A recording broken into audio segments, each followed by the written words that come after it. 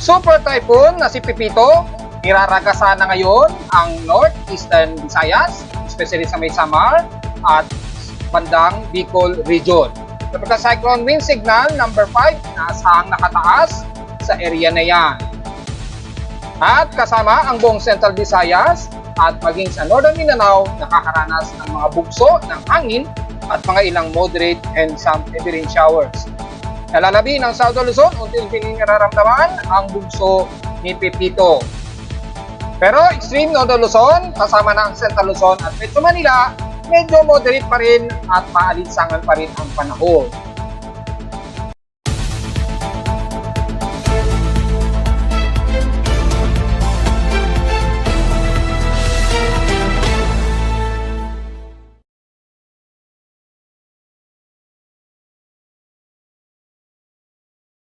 Hello, magandang hapon mga folks. Welcome po muli sa ating Daily Weather Bulletin at Analysis para sa araw ng Sabado, November 16, 2024. Ang oras nating bosong ngayong hapon ay 1:29 na ng hapon.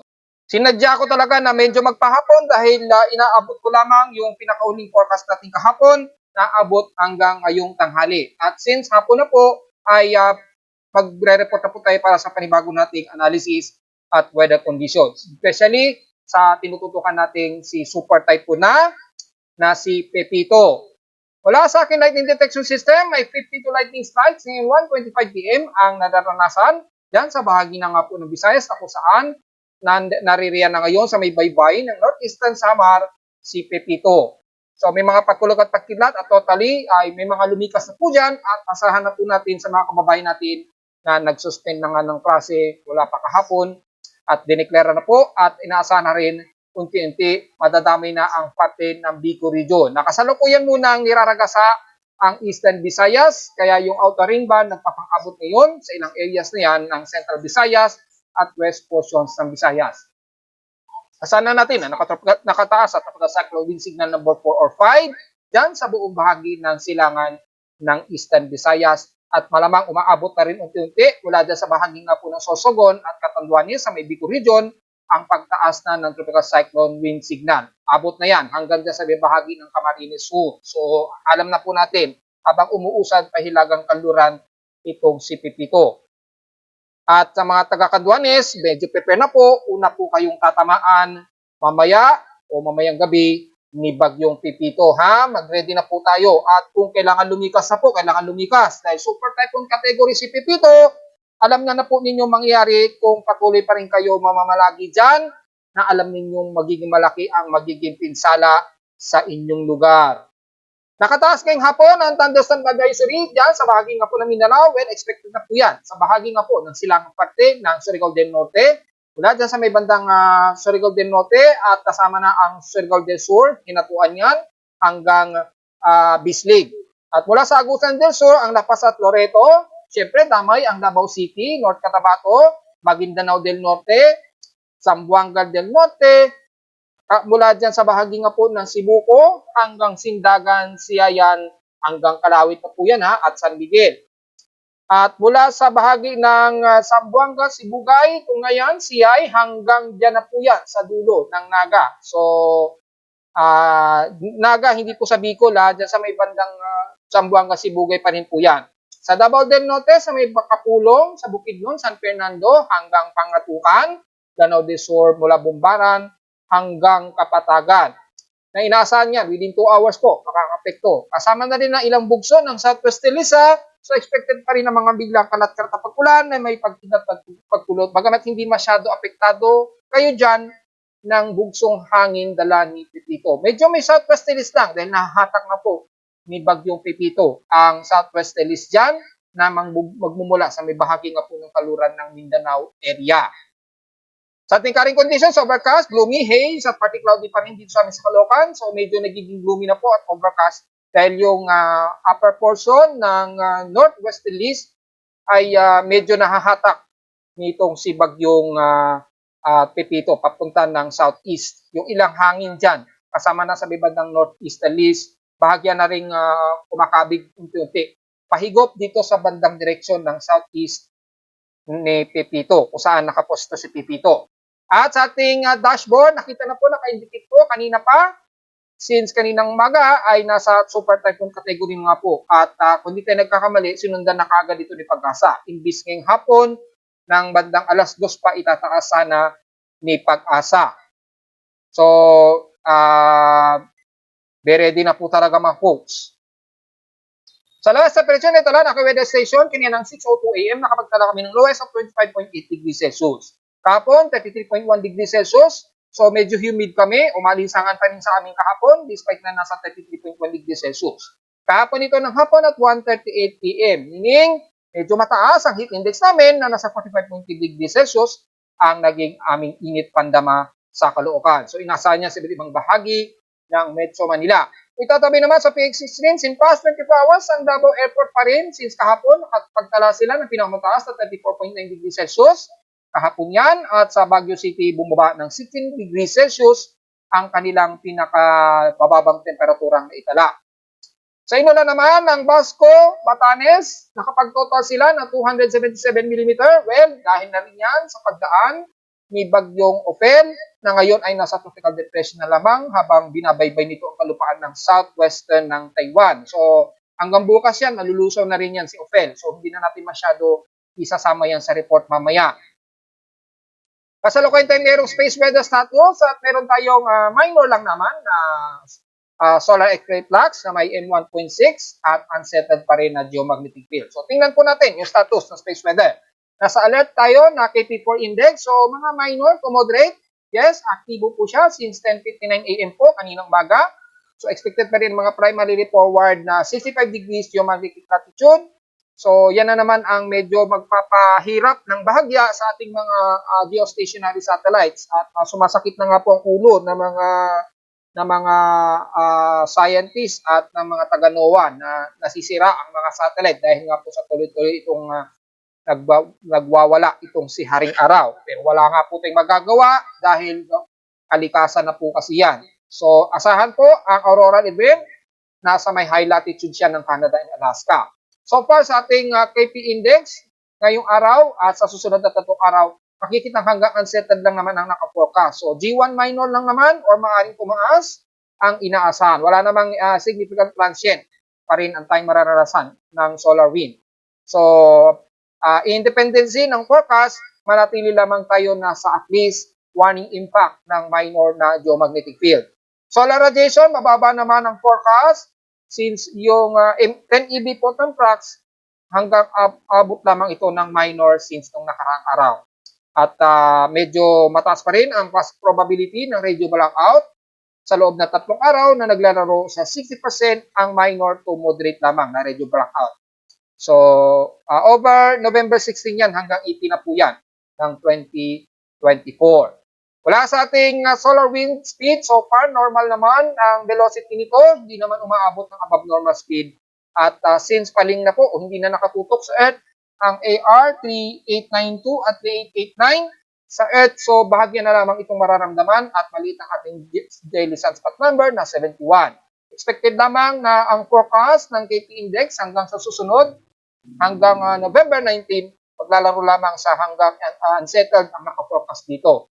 Ayan, hanggang 19, November 19, hanggang KP 3.67 lamang. So, mga ilang minor lamang to moderate.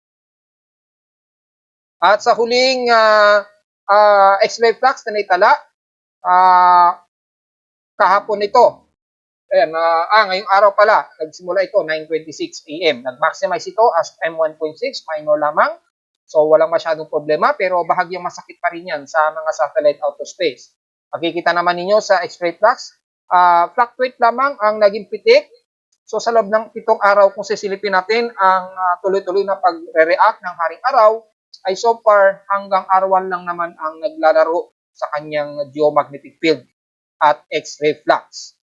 Bagamat minor pero medyo pagka tumatagal kasi ang duration nabababad po sa tuloy-tuloy na salo ng mga geomagnetic field ang satellite sa outer space. Maaari din niyang masisira pinatagalan pag masyadong matagal na nakababad. Geomagnetic field natin, unsettled at KP index 3.67. So, mga minor lamang so far since mga nakaraang 5 araw. At isang linggo ay hanggang quiet to unsettled lang naman ang naka-forecast, naranasan natin. Sa forecast natin ay ganun din since last week.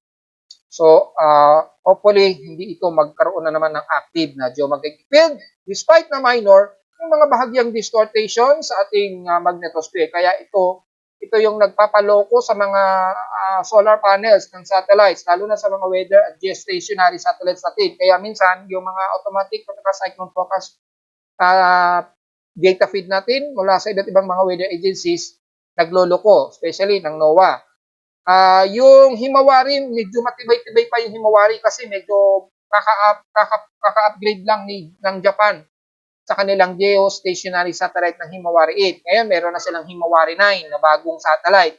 Yun yung bumaback up ngayon sa Himawari 8. So, kapag nag-shutdown si Himawari 8, nagbaback up si Himawari 9. So, hopefully, magkaroon na ng bagong geostationary satellite si NOAA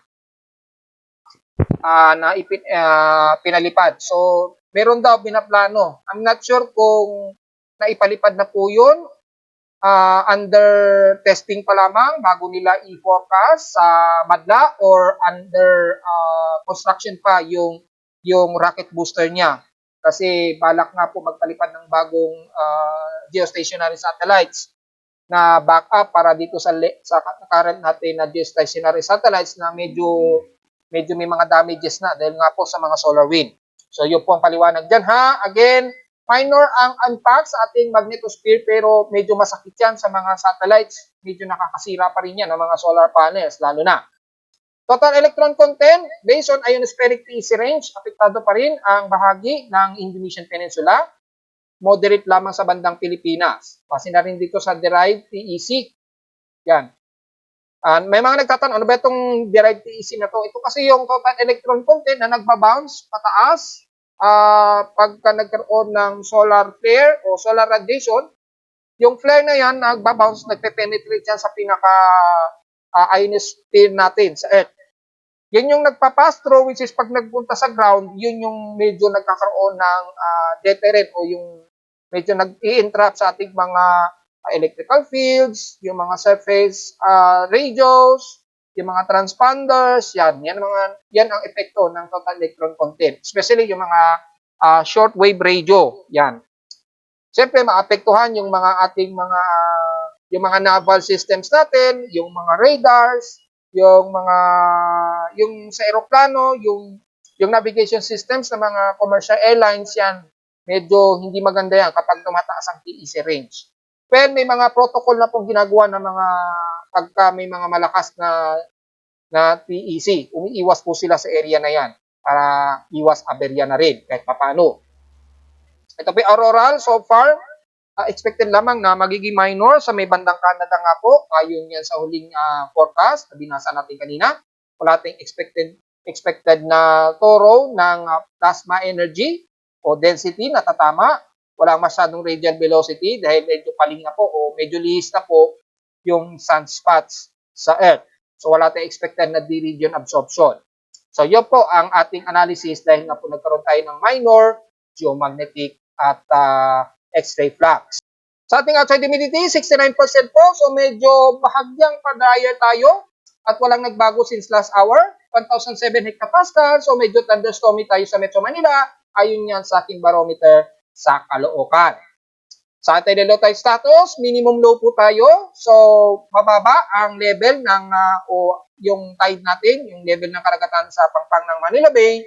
Pagkapat dyan sa may bandang katimugan ng Luzon at Visayas, totally bawal pong pumalaot dahil nandyan po si Pipito. Alam na po natin ang gagawin. Siyempre, parati naman natin sinasabi yan kapag may bagyong lumalapit sa anumang kalupaan ng bansa. Siyempre, maapektuhan yan ang mga karagatan natin. So, kung sisilipin po natin ang ating gamit ang ating tropical cyclone assessment monitoring in significant wave height. Ayan po, si Pipito, maabot po sa pinakamataas na hanggang 6 meters po ang taas. Totally, bawal po pumalaot sa buong bahagi na yan ng Visayas at Northeastern Luzon. Automatic na yan. Alam na po natin kapag kung saan ang posisyon ng bagyo, matik, bawal po talaga. At matindi na po ang alon dyan, natapaas na po na umaabot na po ng 6 meters ang alon, lalo na dyan sa bahagi ng Bicol region mamaya. at mula dyan sa bahagi ng northeastern ng Visayas, sa may bandang northeastern Samar. So, ingat po. Sa kanluran naman, despite na wala naman kaanong alon, pero yung bugso ng southwesterlies into na mahahatak ni Bagyong Pipito, magbubunsod pa rin yan ng malakas na bugso ng hangin sa inyong baybayin.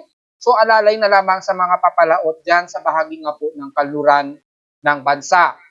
Sa ating amanak, sumikat ang haring araw kaninang 5:58 AM. Ang inasang lulubog ito mamayang 5:24 PM.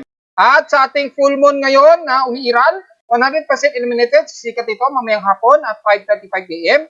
At lulubog ito kinabukasan na ng umaga at 7:02 AM. At sa ating local weather outlook para ngayong Sabado hanggang bukas na ng Linggo, asahan nga po ang maulap at may mga localized thunderstorms dito sa amin sa Caloocan. So sa ibang paligid po ng Metro Manila, asahan po ang mga scattered rain showers and localized thunderstorms. So, may mga bugsong partially cloudy kasi medyo humahatak na po ito pati Bugsilangan dahil nga po kay Bagyong Pipito. Bukas ng Linggo, maulap din na pa rin. Asahan pa rin ang mga localized thunderstorms sa hapon. Chance ng pag-ulan ngayon, 100% chance. At bukas naman ay nasa 98% chance na uulanin. So, Linggo hanggang habang lumalapit talo ito si Pipito, kung titignan natin dito, hanggang Lunes at Martes ay magiging partially at magiging maulan po tayo. So, alam na po natin mangyayari. Despite na hindi naman totally nadedirekta na po si Pipito sa Metro Manila. Buti naman bahagi itong tumaas. Pero syempre, ang magiging kapalit ay ang ibang bahagi nga po sa mga lalawigan natin. Lalo na dyan sa bahagi nga po ng Aurora, Bicol Region at bandang Eastern Visayas nga po. Apektado ngayon ni Pipito. Partly cloudy ang ating maghapon at highest and lowest temperature expected ay nasa 27 to 32 degrees Celsius and lowest temperature expected ay nasa 24 to 26 degrees Celsius. Hapon na po kasi, so totally hindi na po relevant para i-report pa natin itong local weather advisory na mula sa Data PD Pag-asa dahil hapon na po kasi. Iba na ang status niyan. Which is i-report natin nitong susunod na video. So, diretso muna tayo sa ating ginagamit na satellite imagery mula sa direct data feed mula kay NOAA. Siyempre, gagamitin din natin niya ang Kaito Meteorological Agency. Sa ngayon ay apektado ngayon ng mga matitinding torrential rains, ang bahagi nga po ng Northeastern Samar. Ayan. Kung titingnan natin dito, torrential rains ang nararanasan ngayon ng mga taga Mapanas, Gamay, at 7, Oras, at Dolores. Damay na rin ang bahagi nga po ng Lawang, Northern Samar. Ingat po sa mga kababayan natin at asahan natin na malaki ang magiging destruction ng area na yan. Ayan, yung pula, yung red na yan, yan, torrential, violent o torrential rain showers po yan, nararanasan ninyo ngayon dyan. So, kung i-prevent animation natin, yan, ito yung pinaka-latest, nakakaranas ngayon ng torrential rains ang buong Lawang, Northern Samar, Kapubig, Mapanas, Gamay, pababa nga po yun ng Oras at Dolores. Damay ang Maslog hanggang Sino Lobos. I-reduce natin yung opacity ng konti para makita. Ayan, hanggang Matuginaw. Ingat po sa mga kababayan natin dyan. Asahan po na umaabot sa mahigit 200 mm ang expected na ulan. Kasama po ang bugsong malakas na hangin dahil nasa inner halos tropical cyclone wind signal number 4 po kayo dyan. Kung hindi man tropical cyclone wind signal number 5. Dahil sa nasa super typhoon category kasi ngayon si Pipito ay probably aabot ng tropical cyclone wind signal number 5.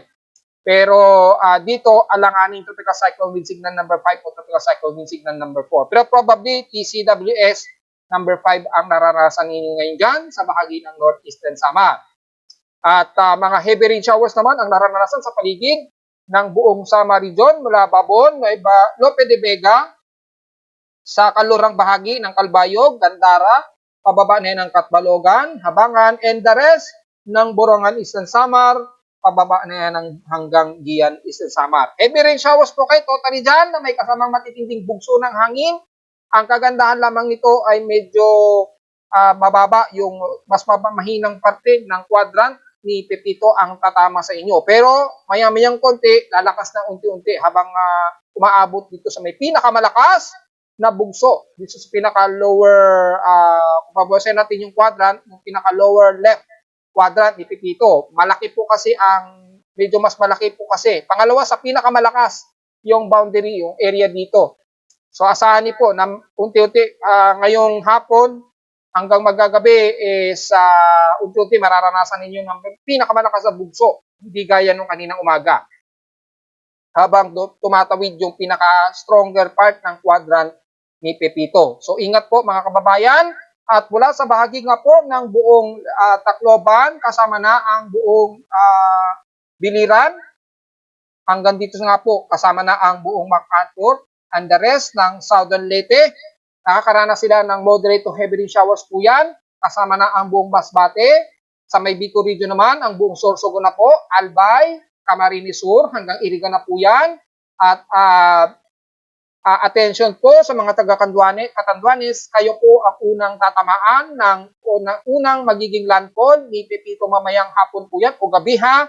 Kaya pag ipepe na po kung kailangan mag-evacuate na po dahil aabot sa halos mahigit sa 185 kilometers per hour o hindi man sa 170 kilometers per hour ang mararamdaman yung bagsik ni Pepito dyan dahil nandyan sa inyo yung pinakasentro o eye wall ni Bagyong Pepito. Mamayang hapon po yan o gabi.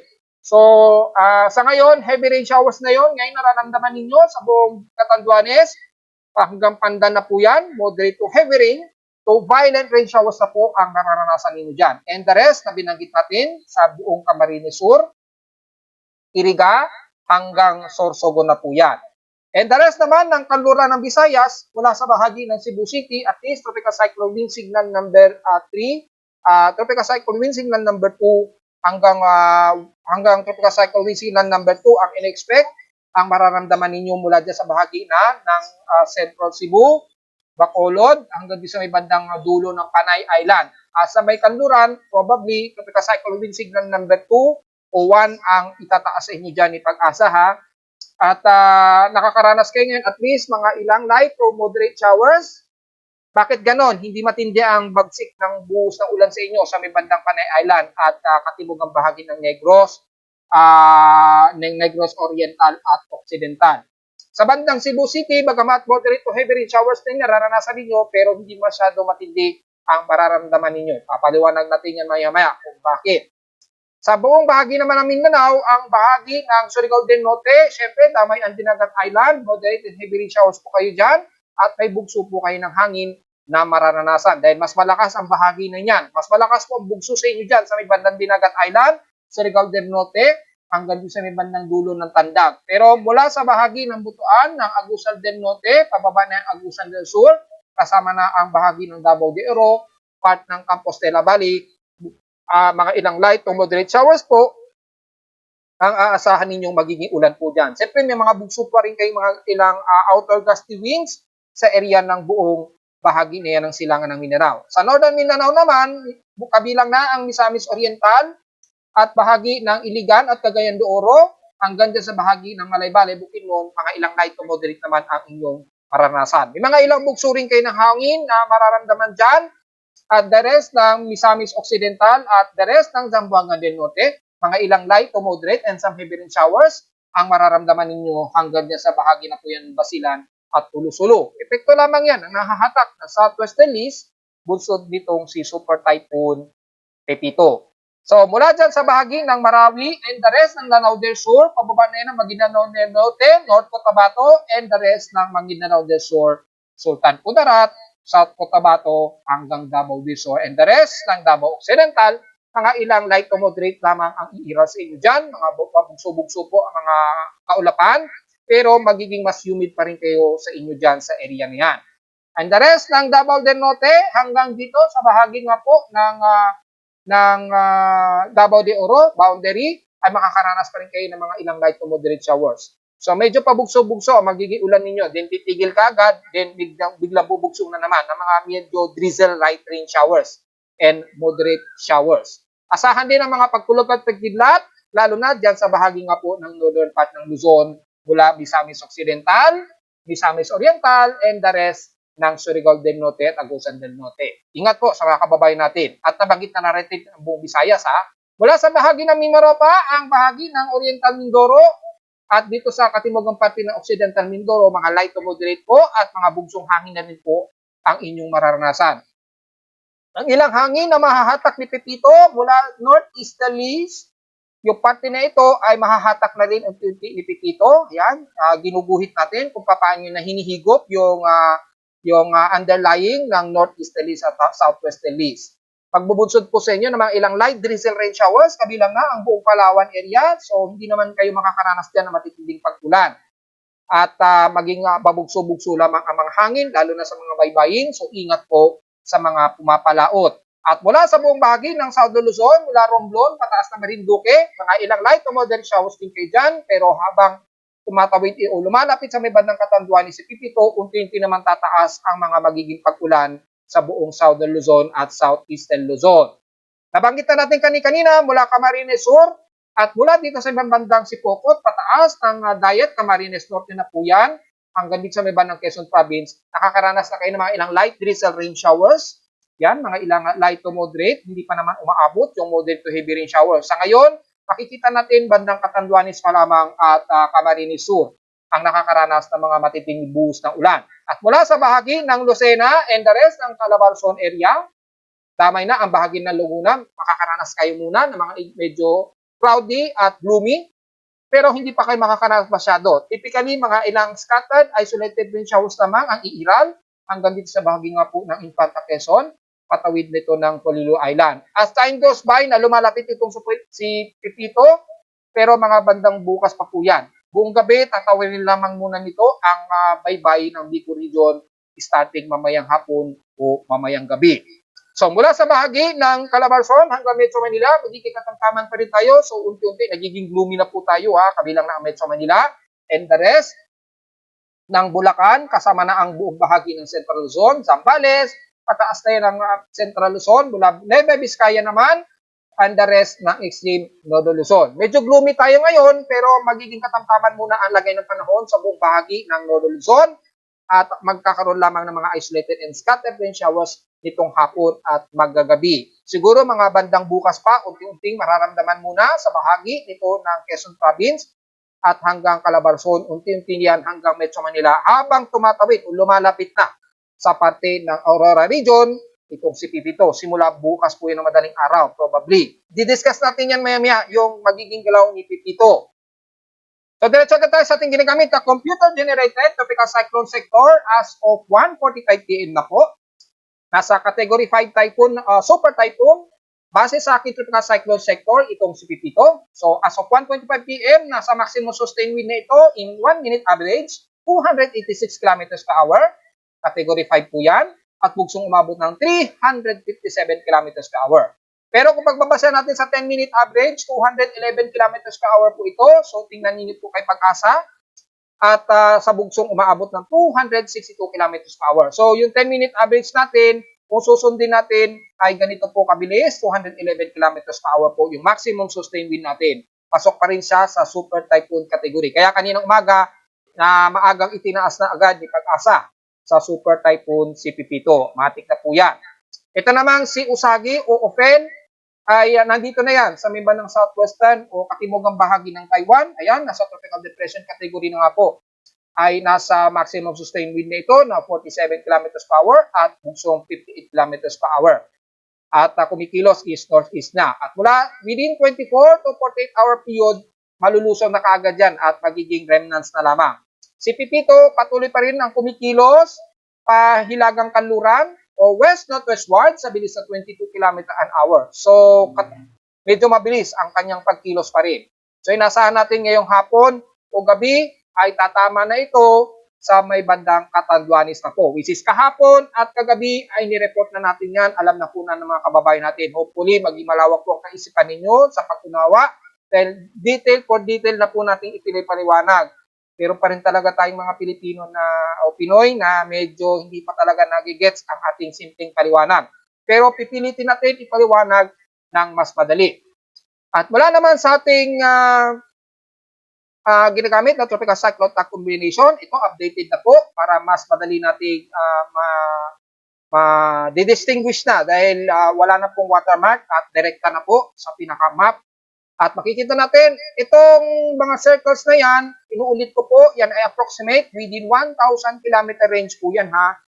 na diameter ng bagyo. Pero si Bagyong Pipito naman kasi hindi naman umaabot ng 1,000 kilometer na nasa around 670 kilometer lamang ang total diameter lamang ni Pipito. So medyo compact, maliit lamang yung system ni Pipito. So hindi ganun kalawak ang aabutin ng kanyang outer ring band. Ito'y approximation lamang ng aking non-official tropical cyclone warning SWAT range. Nagbabase kasi yan sa distance ng o bilis ng bagyo over the distance. Yun ang ginamit nating basihan. Pero hindi yun relevant dahil kailangan ng reconnaissance para masukat ng actual ang diameter, which is ginagamit yan ni Japan Meteorological Agency. Makikita niyo yan sa aking tropical cyclone ensemble error. Doon makikita yung eksaktong diameter ni Pipito. Para ipakita ko na rin, ito sa TC-TAC forecast error, nandito na yun si Pipito, di ba? Ayan, yung pinaka-maximum diameter ni Pipito. Ayan.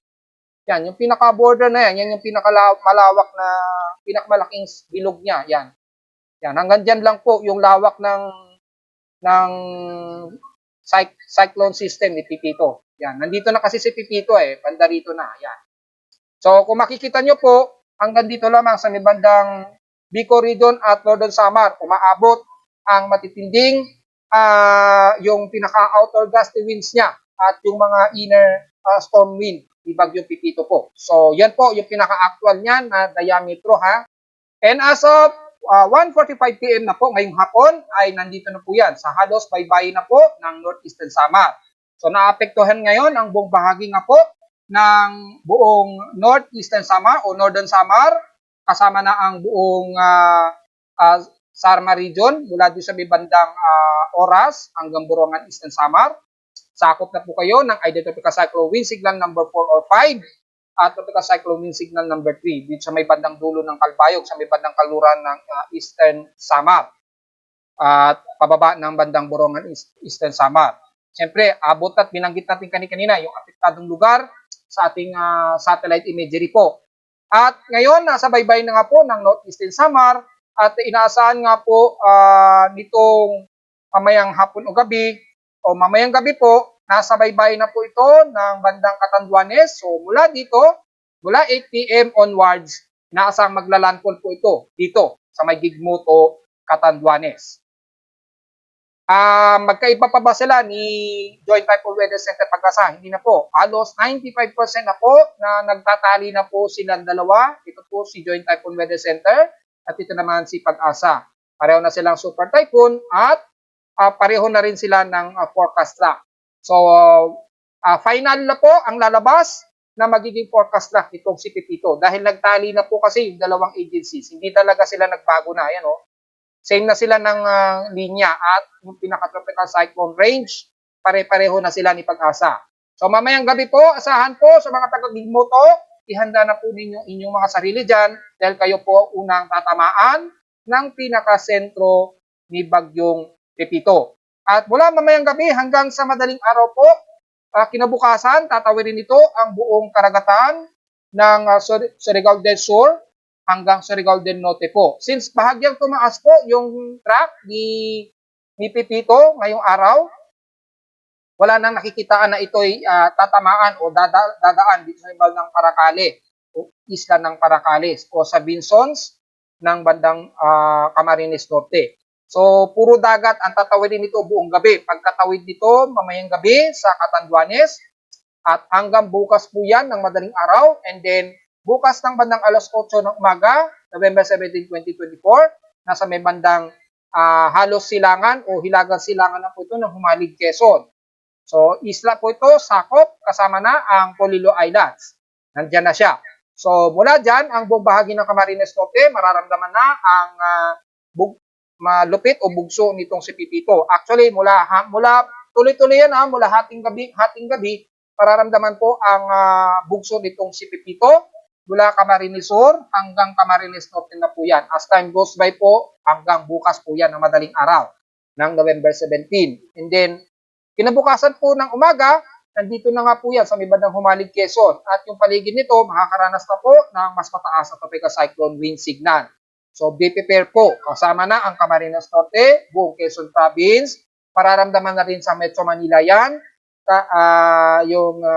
Calabarzon area at ilang bahagi ng South Luzon mula Marinduque, Borias Island, kasama na rin ang areas pa rin dito sa may bandang Romblon. And then sa bahagi ng Oriental at Occidental Mindoro. Dito sa may bandang Puerto Galera, pababa ng Victoria, pababa ng bandang Pangubong, mas ramdam po ang mataas na tropical cyclone wind signal. Probably tropical cyclone wind signal number 2 o number 3 ang aasahan. Pero probably alanganin tropical cyclone wind signal number 2 o 3 sa may bandang Mindoro. Pero mula sa Calabarzon at Metro Manila, dahil dito ay lalapit na ang mas inner ng pinaka-gusty winds ni Pepito, ang naasahan natin maglalaro sa tropical cyclone wind signal number 3 ang aabutin natin kasama ang Metro Manila, buong Laguna, Batangas na po yan, and the rest ng Metro Manila at Quezon Province, mula dyan sa bahagi ng Mauban, Quezon, Infanta, hanggang dito na nga po, kasama ang Aurora region. And the rest ng bandang Bulacan, hanggang Central Luzon na po yan, kunti na pong mararamdaman din yan. At mula sa kinabukasan po yan ng umaga hanggang tanghali, tatawirin yan ang baybayin ng bandang Aurora region hanggang sa malapit nito sa may bandang baybayin ng Dingalan or Pating Baler Aurora. So expected po mga bandang tanghali siguro dahil umapagitan po kasi sila. So mga bandang tanghali po yan o bandang hapon. Approximate po yan kung hindi tanghaling tapat o bandang hapon po, inaasang maglalandfall po ito bukas sa Dingalan or pagitan ng Dingalan or Baler Aurora. At mula dyan sa may bandang Aurora region, bago mag alas 8 ng gabi, tatawarin ang buong Aurora hanggang dito sa may bandang Central Luzon na po, kasama na ang areas ng Nueva Ecija, boundary ng Nueva Vizcaya, hanggang Benguet. Sakop po ang Benguet. And then, maglalaon po siya bago daw maggabi. Bukas po yan ng gabi. Inaasahan mga 8 p.m. si Bagyong Pepito, nandito na sa vicinity ng parte ng, sakop pa rin ito ng Benguet ayan, sa may bandang Tabaan Norte. Sakop pa rin ng Cordillera Administrative Region. So, sakop pa rin siya, mga bukas po sa Cordillera Administrative Region, itong si Pepito. Ayan, mga bukas na po ito ng gabi, mga 8 p.m. Nasa boundary pa rin siya ng Cordillera Administrative Region sa Benguet.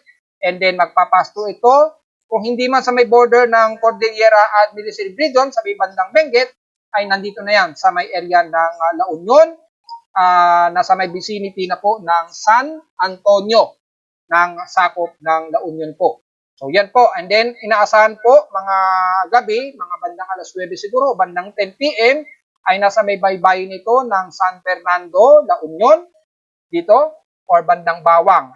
Sa may bandang Bawang, La Union, na nasa karagatan na po siya sa may bandang West Philippine Sea. Then patuloy pa rin itong kikilos west-northwestward. And then inaasahan po, bandang kinabukasan na po ng umaga, nasa halos boundary nito ng Philippine Area of Responsibility. Kaya inaasahan natin mga kinabukasan po ng November 18, 2024. So probably mga Monday na po yan, inaasahan na po itong lalabas ng Philippine Area of Responsibility. So siguro mga bandang tanghali or dapit hapon siguro. O, siguro mga bandang alauna siguro alas 2. Inaasahan na natin yan, nasa labas na yan ng ating Philippine Area of Responsibility sa West Philippine Sea. Yun po yung pinaka-analysis natin ngayon na magiging galaw ni Super Typhoon Pepito. So sa buong bahagi ng Visayas, Central Visayas, buong Kabikulan, hanggang Quezon Province, maghanda-handa na po tayo. Siyempre, kasama ang Metro Manila, then aabutan pa rin tayo ng mas malapit na pinaka-storm range itong si Pepito Pagsisimula po yan. Mga bukas po yan ng umaga. So, be ready po at yan po magiging galaw na analysis natin para kay Bagyong Pepito. Mag-update po tayo sa Facebook page mga bandang hapon o gabi na po para sa pinaka-latest na update kay Pepito. So, kung sisilipin natin ang Tropical Cyclone Assessment Monitoring, yung magiging galaw ni Pepito, base dito sa ating Global Spectrum Model, ayan, makikita rin dito. Kapareho lang sa diniscuss natin kanina. Natatamaan ang Catanduanes, then maglalandfall ito. Ikalawang maglalandfall ito sa bahagi nga po ng Aurora region. So, pagitan yan ng Baler Aurora o Dingalan. Then, tatawirin ito ang buong Central Luzon. Magna-Nueva Ecija nga po siya, then magpapasto siya hanggang La Union po yan. bandang Lunes na po yan, ng bandang hapon na po yan, o bandang tanghali. So approximate dito. And then lalabas na yan kinagabihan, o hapon o gabi ng West Philippine Sea, sabay bandang San Fernando, La Union. So malinaw po yan, pare-pareho naman po. At mula sa ating mean sea level pressure, makikita po natin ang galaw din ni Pipito, ay pareho lamang din sa pinapakita dito sa pinaka-animation. So balikan nyo na lamang. At ganun din naman ang pinapakita dito. So halos wala na po pinag-iba sa mga forecast analysis mula kay Joint Typhoon Weather Center at Ipag-asa. Sa mga international weather agencies naman, mula kay JFS, ganun din ang pinapakita. So very consistent na po talaga na ganun na magiging forecast track ni Pipito. Kay ICMWF naman, walang latest update pero halos nagtali na rin yung pinaka-track nitong si Pipito. Yan. Doon din ang tumbok niyan, bandang Aurora region din talaga ang pinapakita. So, very consistent at very highly confident na po na magiging ganun. Wala na talaga halos magbabago sa magiging kilos ni Pipito. Tuloy-tuloy na po talaga yan mula ngayong hapon hanggang sa susunod na 2 araw. So, yun lamang po. At since walang latest update ngayon si JFS at ICMWF, at tingnan na lamang ninyo uli mamaya-maya after niyang mag-cycle update sa aking webpage.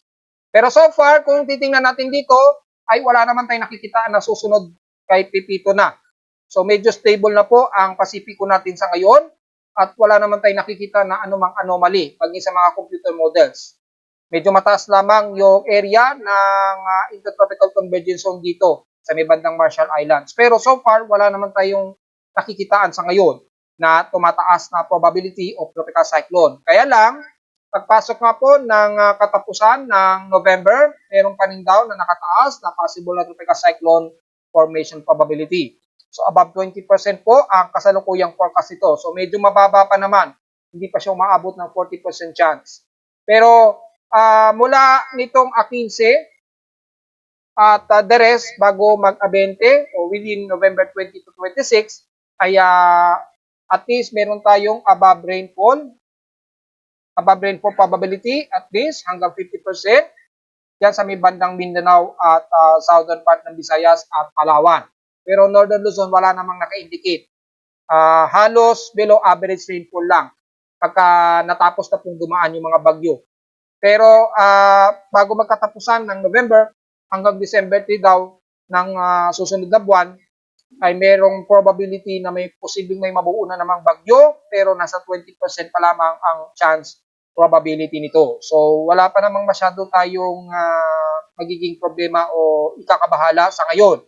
Tingnan na lamang natin sa pinaka-real time kung may mai-indicate tayo. Sa ngayon, sa ating West Pacific Basin naman kasi wala po. Negative pa naman tayo sa ngayon na may makikita ang bagong susunod kay Bagyong Pepito. So, sa ating hydrological levels ng ating mga dam, patuloy pa rin na nagre-release ang Buklaw at Binga Dam ng may isang gate na nakabukas. Preparado yan para just in case nandito na sa bandang Luzon itong si Bagyong Pipito. At least nakapaghanda na po yung mga dams natin, kabilang na si Magat Dam. Kaya nagre-release sila ng sobra-sobrang tubig kahit na critical level. Para in case na bumuhos, kakayanin po ng dam na maipon uli yung magiging dalang ulan. Dahil approximately, aabot sa more than 300 mm ang magiging dala ni Pepito o higit pa pagtungtong niya ng bandang Aurora region at tatawirin ang buong Central Luzon. So at least hinahanda na po ni Pag-asa sa hydrological section ang preparasyon para sa mga magiging ipon sa dam. So yun lang po, nakabukas kay ang Buklaw Binga Dam at Magat Dam na may tig-isang gate ang nakabukas at may tigdadalawa naman kay Magat Dam. At narito naman ating 3-day 20 weather forecast para sa araw ng Sabado, November 16, 2024.